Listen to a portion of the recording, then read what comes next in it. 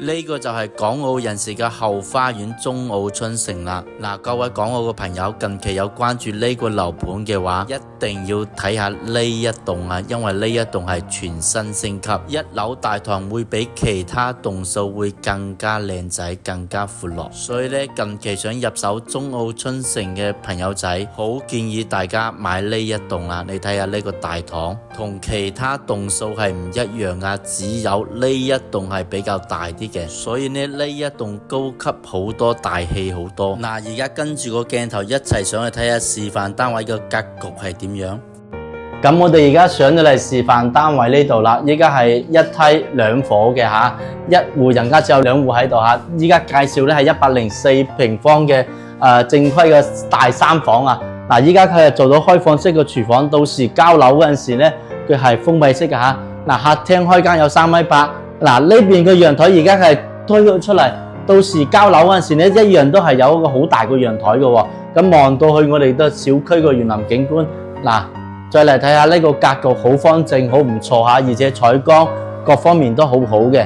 呢邊咧就係休息個區域啦，3房2衛見到房間都好大啊，所以咧呢個戶型咧，我覺得係比較實用嘅。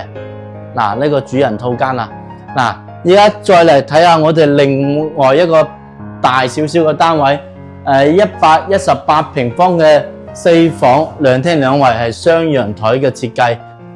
咁呢個就係面積又比較大啦。如果你覺得細面積唔夠住嘅話，可以睇下呢個啊。喺呢邊咧2個陽台，到時交樓嗰陣時係有2個陽台。咁呢邊係望到我哋個河景嘅，前面唔會再有遮擋噶啦。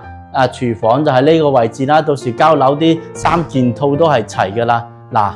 呢邊咧都係望到我哋嘅小區園林景觀，到時交樓嗰陣時呢度都係有個陽台嘅喎。再嚟睇下我哋休息區域啦。而家咧佢而家3房就改咗4房，就改咗3房，到時交樓嗰陣時咧係一個正規嘅4房。中澳春城咧樓下就有港澳直通巴直達到香港澳門啦。喺呢度去到我哋港珠澳大橋同埋拱北口岸啦，都係15分鐘左右嘅喎，所以咧係非常之近嘅。大家如果想嚟揾啲嚟澳門或者香港近嘅房，可以嚟睇下呢個單位啊。